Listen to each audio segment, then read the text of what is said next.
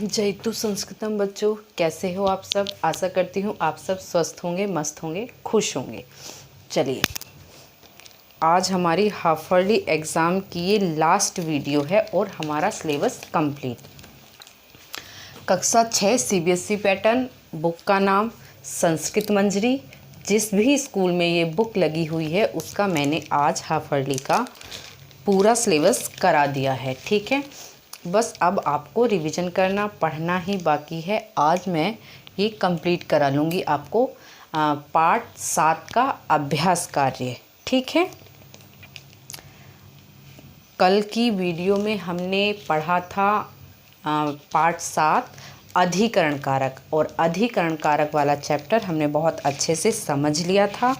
आज उसकी हम एक्सरसाइज करेंगे और एक्सरसाइज करने के साथ साथ हम यहीं याद भी करेंगे, उनको अपने आप से समझ भी लेंगे। ठीक है, आज हमारा ये चैप्टर कंप्लीट हो जाएगा। अधिकरण कारक पार्ट 7 अधिकरण कारक चैप्टर हमारा एक्सरसाइज सहित आज कंप्लीट हो जाएगा। ठीक है, चलिए वीडियो को लाइक करना, चैनल को सब्सक्राइब करना, ताकि आपको सारी वीडियो के नोटिफिकेशन आराम से मिल जाए एक ही जगह। ठीक,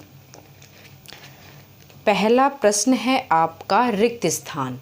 रिक्त स्थान आपके 4 दिए हैं, चारों मैं आपको बोर्ड से कराऊंगी। नोट डाउन, अपनी अपनी नोटबुक निकाल लीजिए। अगर नोटबुक में हो रखे हैं तो यहाँ बस समझ लीजिए एक बार। ठीक है, पहला है उपवने बहवः वृक्षाः सन्ति। उपवने बगीचे में या उपवन में बहवः बहुत से वृक्षाः पेड़ सन्ति हैं। अगर आपको ये उपवन वृक्ष मिक्स करके दिया है, रिक्त स्थान पूछा है आप लोगों से, तो उपवन में आप थोड़ा सा दिमाग लगाएंगे और आपका क्वेश्चन अपने आप आपको याद आ जाएगा। बगीचों में, उपवन में, जंगलों में, खेतों में क्या होते हैं? पेड़ होते हैं। क्या होते हैं? बहुत से वृक्षाः पेड़। हमारा क्वेश्चन आराम के साथ निकल आया, क्योंकि यहाँ दिया है उपवन। जब यहाँ उपवन दिया है तो उपवन में या तो फूल पूछेगा या पेड़ पूछेगा। अब फूल भी कहाँ लगेंगे? पेड़ पौधों पर। तो हमारा सटीक आंसर निकल के आया वृक्षाः। ठीक, उपवन में बहुत से पेड़ हैं। हो गया याद आपको? आपका पहला रिक्त स्थान कंप्लीट। ठीक, चलिए पहला आपको याद हो गया, यहाँ से आपका 1 नंबर कंप्लीट हो गया। ये 4 रिक्त स्थान हैं, आपको 5 से 6 रिक्त स्थान एग्ज़ाम में आएंगे। एक भी चैप्टर का एक एक आएगा। 6-7 चैप्टर हैं। 6-7 चैप्टर में मान लिया हमने अगर 6 भी दिए मैम ने रिक्त स्थान, 7 भी दिए, एक एक या दो ही एक चैप्टर से आएगा, उससे ज़्यादा तो आएंगे नहीं। आप कितना भी रटेंगे, जब यहाँ से एक ही लाइन उठानी है आपकी मैम को या सर को, जब एक ही लाइन और इतने बड़े पेपर में आपको देनी है तो आप कंफ्यूज हो जाएंगे। लेकिन अगर आप यहाँ समझकर आप इनको याद करेंगे तो कभी कंफ्यूज नहीं होंगे, कभी आपका क्वेश्चन गलत नहीं होगा। आपको ये रटने की आवश्यकता ही नहीं है, आपको केवल इसकी हिंदी निकालनी है। उपवन में, बगीचे में बहुत से क्या थे? कौन सा चैप्टर है ये? चैप्टर को रिमाइंड करिए, जल्दी से अपने दिमाग को वहाँ दौड़ाइए कि हमने चैप्टर पढ़ा था अधिकरण कारक, और उसमें उपवन की, पेड़ों की, भारत की, कृषि की, शहर और गांवों की बात हुई थी। तो उपवन में क्या होंगे? वृक्ष यानी पेड़, वृक्षाः। ठीक हो गया। अब अगला देखेंगे, तड़ागे विक्षन्ति। तड़ागे, अब तड़ाग माने पता है अगर आपको कि तड़ाग की हिंदी क्या है, तो अब इस क्वेश्चन को आप बड़े आराम से कर पाएंगे। जैसे तड़ाग की हिंदी मैंने आपको नोट डाउन कराई थी बुक में ही, तालाब। यानी जो बड़े से स्थान पर जो नीचा स्थान होता है, नहर होती हैं, तालाब होते हैं, ये संस्कृत में तालाब को तड़ाग कहते हैं। अब तड़ाग की हिंदी क्या लिखा है मैंने आपको? तालाब। तालाब, सरोवर, जहाँ भी बहुत सारा जल इकट्ठा होता है, बहुत सारा जल इकट्ठा होता है, बहता नहीं है। बहने वाला जल तो नदियों में और नहरों में होता है। तालाब और तड़ाग में जो सरोवर में जो जल होता है वो एकत्रित होता है, एक ही स्थान टाइप का, उसमें जल होगा, कीचड़ होगा, पानी वाली बहुत सी घास उसके ऊपर उत्पन्न हो जाती हैं। वहीं पर हमारा क्या विकसित होता है, क्या खिलता है? कमल खिलता है। कमल कहाँ खिलता है? कीचड़ में खिलता है। कभी भी कमल बहते पानी में नहीं खिलता है। कमल रुके हुए पानी में, जो तालाब भरे होते हैं, जो नाले भरे होते हैं, जिनमें पानी बहता नहीं है, जिनमें पानी रुका हुआ होता है, गंदा पानी होता है, कीचड़ टाइप का होता है, उसमें ही कमल खिलते हैं। इसीलिए शब्द आया है यहाँ तड़ाग। तड़ागे यानी तालाब या सरोवर। ठीक। कमलानी विकसंती, आपको तड़ाग की हिंदी पता है तालाब, विकसंती की हिंदी पता है खिलना। तो तालाब में क्या खिलेंगे? पुष्प भी खिल सकते हैं, लेकिन सटीक आंसर क्या होगा? क्योंकि तड़ाग आया है, जब तड़ाग आया है, तालाब आया है, तो हमें लिखना है कमलानी। कमल एक कमल और कमलानी बहुत से कमल, बहुत सारे कमल। विकसंती बहुवचन की जब क्रिया है तो हमारा कर्म भी कैसा होगा? बहुवचन में। तो क्या आंसर होगा? कमलानी। तड़ागे तालाब में, कमलानी कमल, विकसंती खिलते हैं। ठीक हो गया, याद हो गया आपको? तालाब में कमलानी विकसंती कमल खिलते हैं। ठीक है, चलिए अगला देखते हैं। ते कर्मः कुर्वन्ति, कर्मम कुर्वन्ति। बे कार्य कहाँ करते हैं? किसान, किसानों की बात हुई इस चैप्टर में। तो जो कार्य है, जो कर्म है, उनके जो काम हैं, कुर्वन्ति कहाँ करते हैं? कौन? किसान लोग। किसान लोग अपने कर्म, अपने कार्य कहाँ करते हैं? क्षेत्रेषु, खेतों में। क्षेत्रेषु काम कहाँ होता है बेटा? खेतों में। किसकी बात हो रही है इस वाले रिक्त स्थान में? इस लाइन में किसकी बात हुई है? किसानों की बात हुई है। ते किसके लिए आया है? ये जो हमारा सर्वनाम है ते, सहा तऊ ते, ये हमारा आया है बेटा कृषकः, किसानों के लिए। ठीक, किसके लिए आया है ये? किसानों के लिए। तो कर्मम कुर्वन्ति, कर्म कौन करता है? किसान करता है। और कहाँ करता है? क्षेत्रेषु, खेतों पर। ठीक, क्षेत्रेषु, खेतों पर या खेतों में, कुछ भी आप ले सकते हैं। तो हमारा ये वाला चैप्टर कंप्लीट हो गया। चैप्टर नहीं, फिल इन द ब्लैंक्स, ये रिक्त स्थान हमारा तीसरा वाला कंप्लीट हो गया है। ते कर्मम कुर्वन्ति, क्या आएगा? क्षेत्रेषु। कर्मम काम, कुर्वन्ति करते हैं। ते ये आपको थोड़ा सा हार्ड पड़ेगा। अगर आपको ये लाइन कहीं बिल्कुल 10 या 20 क्वेश्चन में दे दी जाए तो आपको ये जल्दी से माइंड में नहीं आएगा। क्यों नहीं आएगा? क्योंकि कर्म तो कुछ भी हो सकता है, काम तो कुछ भी हो सकता है। इसीलिए मैं कहती हूँ, चाहे 10 मिनट पढ़िए, चाहे 5 मिनट पढ़िए, डेली अपने चैप्टरों का रिवीजन करते रहिए हर सब्जेक्ट में। एक ही सब्जेक्ट में नहीं, हर सब्जेक्ट में। उससे क्या होगा? आपको पता होगा कि किस पार्ट में किस के बारे में बताया गया है, किसके विषय में चर्चा हुई है, किस चैप्टर का क्या नाम है। अगर आपको ये भी याद होगा तो आपको जब ये होगा कि कर्मम कुर्वन्ति, काम कौन करता है, किसके लिए काम, किसको मेहनती, किसको परिश्रमी बताया गया? किसान को। तो किसानों के लिए यहाँ यूज़ कर दिया ते। अगर यहाँ होता कृषकः तो आप बड़े आराम से क्षेत्रेषु लगा देते, क्योंकि किसान कहाँ काम करते हैं? किसान तो खेतों में ही काम करते हैं। लेकिन यहाँ पर प्रयोग हुआ है सर्वनाम का। ते कर्मम कुर्वन्ति, बे कहाँ काम करते हैं? इसीलिए आएगा क्षेत्रेषु। ठीक है, किसानों को ही हम यहाँ संबोधित करके कह रहे हैं, उनका ही काम बताया जा रहा है। कहाँ करते हैं? क्षेत्रेषु। ये आप बड़े आराम से कर सकते हैं, क्योंकि यहाँ क्या आया? अध्ययने, अध्ययन में, पढ़ाई में, कुशलः निपुण हैं। पढ़ाई में निपुण होते हैं कौन? जब पढ़ाई की बात आई है तो स्टूडेंट, छात्र। ठीक है, आप छात्र लिखेंगे तो ये आपका इजी पड़ेगा, छात्रः। ठीक, छात्रः अध्ययने कुशलः सन्ति। तो ये हो गए आपके चारों रिक्त स्थान कंप्लीट। लास्ट में क्या आया, अध्ययने कुशलाः सन्ति। अध्ययन में कौन कुशल है, छात्रः। ठीक है, ते कर्मं कुर्वन्ति क्षेत्रेषु, तडागे विक्षन्ति कमलानि, उपवने बहवः सन्ति वृक्षाः। एक बार और देख लेते हैं, इनको आराम से याद हो जाएंगे यहीं पर।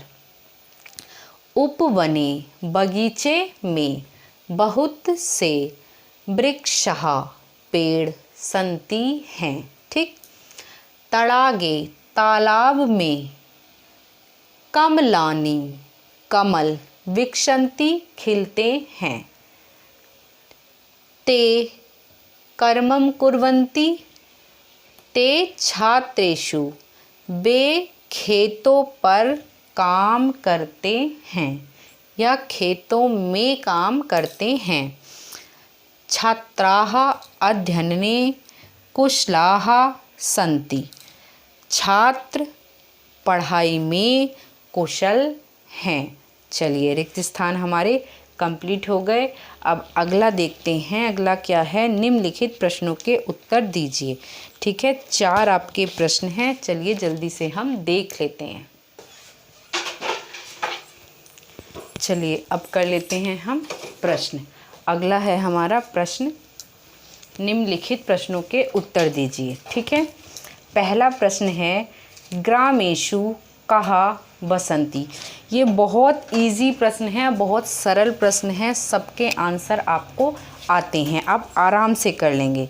ग्रामेषु गाँवों में, बसंती की हिंदी अगर आपको पता है तो आप आराम से करेंगे। बसंती बस धातु है, बस धातु आती है रहने के योग में, निवास करने के योग में। बसंती रहते हैं। ठीक, अब गाँव में कौन रहते थे, किसके विषय में पढ़ा था हमने, कृषकाः यानी किसान लोग कहाँ रहते थे, गाँवों में। ग्रामेषु केवल कहा के स्थान पर आपका एक ही शब्द आएगा, कृषकाः बसंती। ठीक हो गया, ग्रामेषु कहा बसंती, ग्रामेषु कृषकाः बसंती, गाँव में किसान रहते हैं। ठीक, फिर अगला आपसे पूछा है बिल्कुल सेम क्वेश्चन, नगरेषु कहा बसंती। नगरेषु यानी शहरों में कौन रहता था, धनी कहा। क्या पढ़ा था हमने, धनी कहा। नगरेषु, ये कहा हमारा प्रश्न सूचक है, ये कहा और ये कहा। ग्राम है तो कृषकाः और नगर है तो धनी का। 2 ही शब्द याद करने हैं। अगर आपको यहाँ ये वाली इसकी हिंदी पता है, क्रिया की, क्रिया है हमारी रहने, रहता है, निवास करता है। गाँव में कौन निवास करता है, नगर में कौन निवास करता है। गाँव में कृषकाः और नगरों में धनिकाः। ठीक है, अगला है हमारा तडागः कुत्रः अस्ति। तडाग जो था, तालाब कहाँ था, क्या पढ़ा था चैप्टर में हमने बेटा, तालाब कहाँ था हमारा, वन में। वने एकः तडागः अस्ति, वन में एक तालाब है। क्या है, वन में एक तालाब है। वने एकः तडागः अस्ति, तडाग कुत्र अस्ति, तडाग कहाँ था, तडाग हमारा वन में था। ये क्वेश्चन बहुत इजी है, बिल्कुल सिंपल सा क्वेश्चन है, एक ही शब्द आना है। बस आपको ध्यान इतना रखना है कि गांव में पूछा है या नगर में पूछा है, नगरेषु में कौन रहता है और ग्रामेषु में कौन रहता है। ग्रामेषु कृषकाः, ये आपको याद रहेगा क्योंकि हमारा जो भारत देश है वो कृषि प्रधान देश है, किसानों का देश है। 50% से भी ज़्यादा 70% जो हमारी अर्थव्यवस्था में सहयोग होता है वो किसान करते हैं। ठीक है, तो नगरेषु धनिकाः बसंती, ग्रामेषु कृषकाः बसंती। अब एक क्वेश्चन बचा है, नेक्स्ट क्वेश्चन मैं ऊपर दिखा देती हूँ आपको, जल्दी से कर लीजिए। ये तो आपको साथ के साथ याद हो गए, 4 ही क्वेश्चन हैं। तब देशस्य किम नाम अस्ति।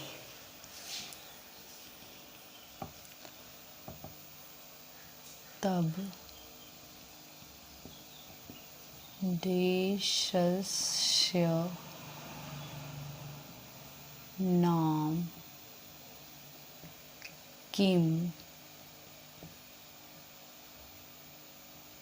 अस्ति। तब की हिंदी तुम्हारे। तुम्हारे देशस्य देश का नाम किम नाम क्या है। तुम्हारे देश का नाम क्या है। ठीक है।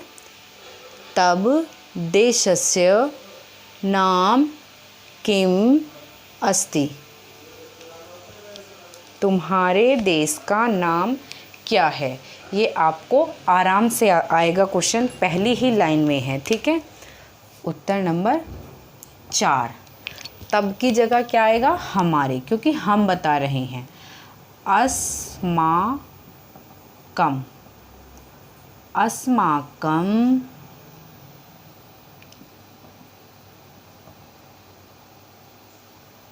देशस्य नाम,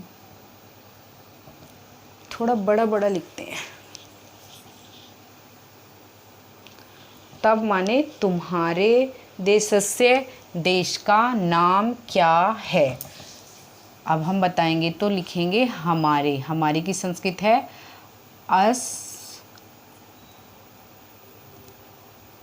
अस्माकम। क्या लिखेंगे, अस्माकम देशस्य।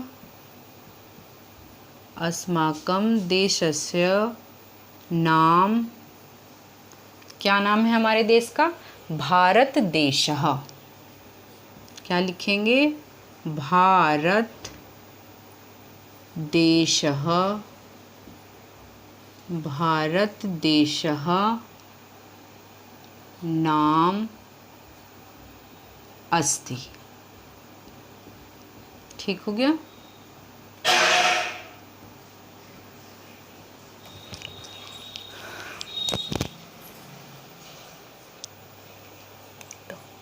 अस्माकम हमारे, देशस्य देश का, नाम भारत देश नाम अस्ति। एक ही जगह नाम लिखेंगे। ठीक है, चाहे यहाँ और चाहे आगे चाहे पीछे। हमारे देश का नाम भारत देश है की संस्कृत यहाँ लिख लेंगे अस्ति। ठीक, या हमारे देश का भारत नाम है, भारत देश है। ठीक हो गया। 4 आपके प्रश्न थे और चारों ही बहुत इजी हैं। इन्हें तो एक बार पढ़ने की भी आवश्यकता नहीं है, आराम से हो जाएंगे। ठीक है। तब देशस्य नाम किम अस्ति। तब तुम्हारे देशस्य देश का नाम किम अस्ति, नाम क्या है। तो क्या जाएगा, हमें बताना है कि हमारे देश का नाम भारत देश है। तो हमारे की संस्कृत क्या आ जाएगी बेटा, बहुवचन आएगा अस्माकम। अस्माकम देशस्य नाम भारत देशः अस्ति। तडागः कुत्र अस्ति, वने अस्ति। ठीक हो गया। चलिए, अब है हमारा अगला प्रश्न है, निम्नलिखित वाक्यों का संस्कृत में अनुवाद कीजिए। चलिए, 5 वाक्य हैं, इसको देख लेते हैं।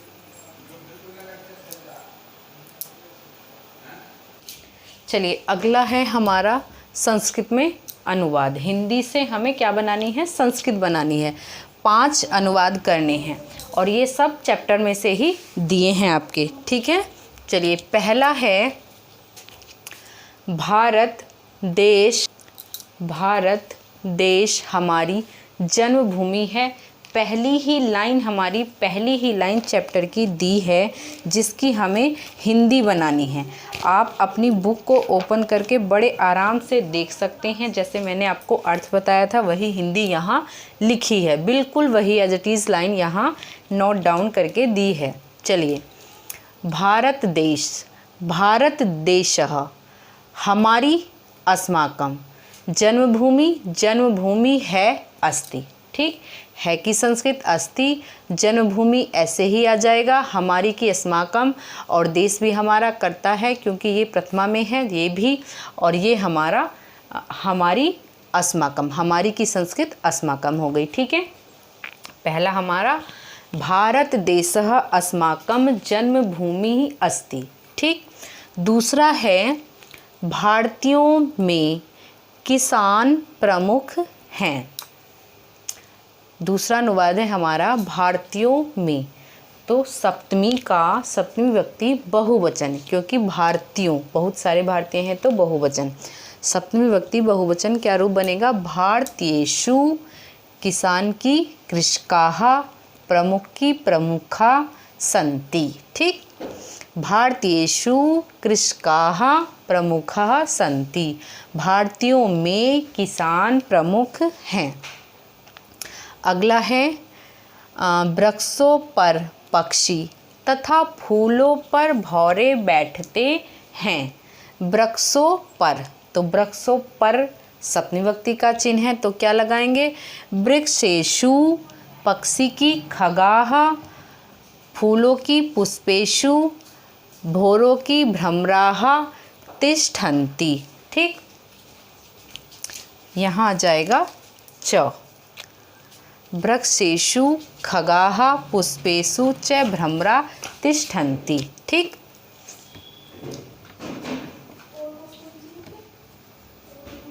च यहाँ आ जाएगा। ठीक है, वृक्षेषु खगाः, वृक्षों पर पक्षी, तथा की ये च आ जाएगी संस्कृत यहाँ। ठीक है, और फूलों की पुष्पेषु, भौरों की भ्रमराः च तिष्ठन्ति। ठीक हो गया। अगला है जल में कमल हैं। जल में एक ही है, एक वचन है तो क्या आ जाएगा? जले कमलानि सन्ति। जल में, जलों में नहीं होगा। ठीक है, क्या है हमारा? जल में, तो एक वचन है। जले कमलानि, कमल बहुत सारे हैं। ठीक है, कमलानि सन्ति। ठीक, अगला है छात्र पुस्तकों में चित्र देख रहे हैं। छात्रः पुस्तकेषु चित्रं पश्यन्ति। 10 दृश्य धातु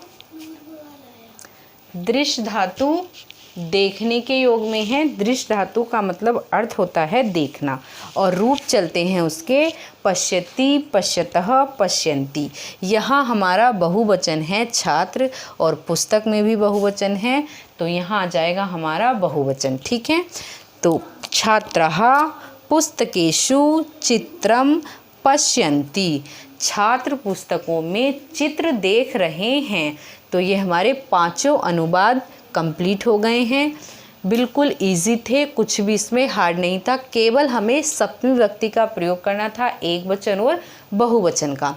यहाँ कहीं भी द्विवचन का प्रयोग हमने नहीं किया, केवल एक वचन का। जैसे ये बहुवचन है, ये भी बहुवचन है, ये भी बहुवचन है सप्तमी विभक्ति का, लेकिन जल में, जल हमारा एक वचन है इसलिए हुआ जले, बाकी सब में बहुवचन है। ठीक है, तो ये हमारे अनुवाद भी कंप्लीट हो गए। अब क्या बचा है? अब है हमारा निम्नलिखित शब्दों के रिक्त स्थानों में द्विवचन तथा बहुवचन के रूप लिखिए। ये हमारी विभक्ति कौन सी है? सप्तमी। सप्तमी विभक्ति है, एक वचन लिखा हुआ है, हमें केवल द्विवचन लिखना है। ठीक है, बहुवचन और द्विवचन, बाकी सब हमारा लिखा हुआ है। ठीक है, चलिए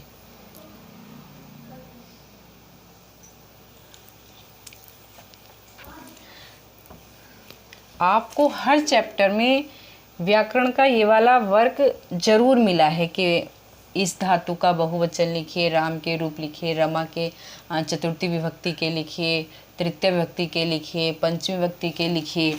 तो ये आपको आराम से, अगर आपको शब्द रूप राम के याद हैं तो आपको सबके याद हो जाएंगे अपने आप से। ठीक है, देखिए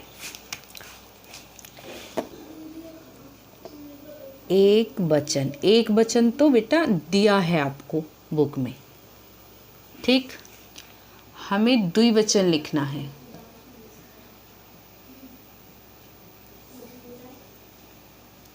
और बहुवचन।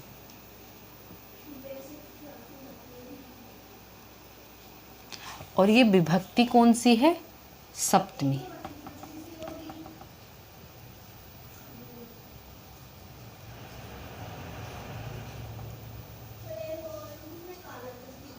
सभी में हमारी सप्तमी विभक्ति के रूप हैं, तीनों वचनों में।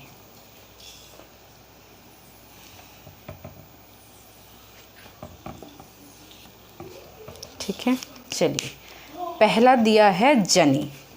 जने जो है जन माने होता है लोग। ठीक, और जने लोग, लोग में। ठीक, जनयो दो लोगों में, जनेशु बहुत सारे लोगों में। ठीक है, पहला है एक वचन में जने। जने रूप आपका नोट है बुक में, आपको लिखना है द्विवचन में जनयोः, जैसे रामयोः, जनयोः, जनेषु। ठीक है, अगला दिया है बने। बन का एक वचन बने, बनयोः, बनेषु। ठीक है, कपोते। कपोत, कपोत माने होता है कबूतर। कपोते, कपोते, कपोतयोः।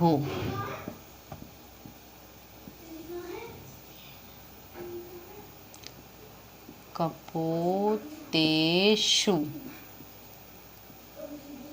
ठीक है, अगला है वृक्षे। वृक्षे,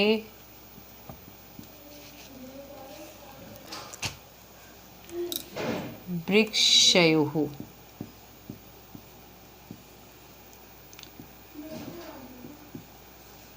वृक्षेषु।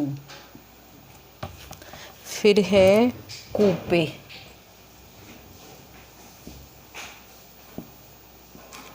कूपे, कूपयोः,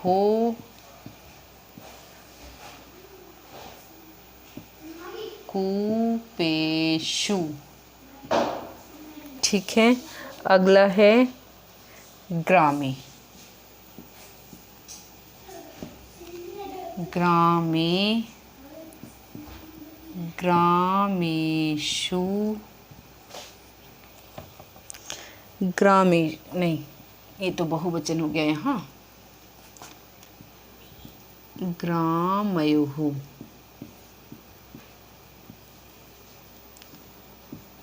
ग्रामेषु।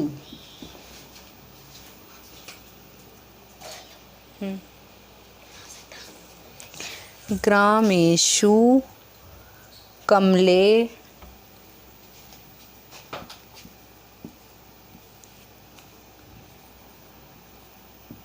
कमलयोः,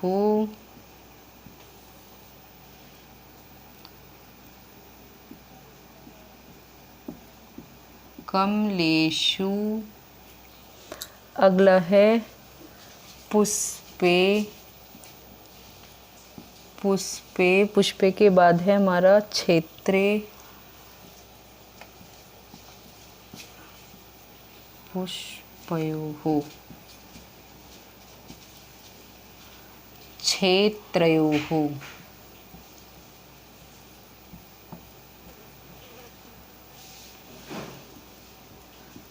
पुष्पेषु।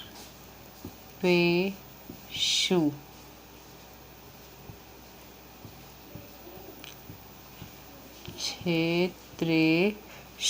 ठीक है, ये आपका सप्तमी विभक्ति एक वचन, द्विवचन और बहुवचन। द्विवचन में जनयोः, बनयोः, कपोतयोः, वृक्षयोः, कूपयोः, ग्रामयोः, कमलयोः, पुष्पयोः, क्षेत्रयोः। क्षेत्रयोः से आगे है आपका तड़ागे। तड़ागे का भी तड़ागयोः, बालकयोः। ठीक है, जनेषु, वनेषु, कपोतेषु, वृक्षेषु, कूपेषु, ग्रामेषु, कमलेषु, पुष्पेषु, छात्रेषु, तड़ागेषु, बालकेषु। ठीक, ये आपका कंप्लीट हो गया हमारा सप्तमी विभक्ति के रूप।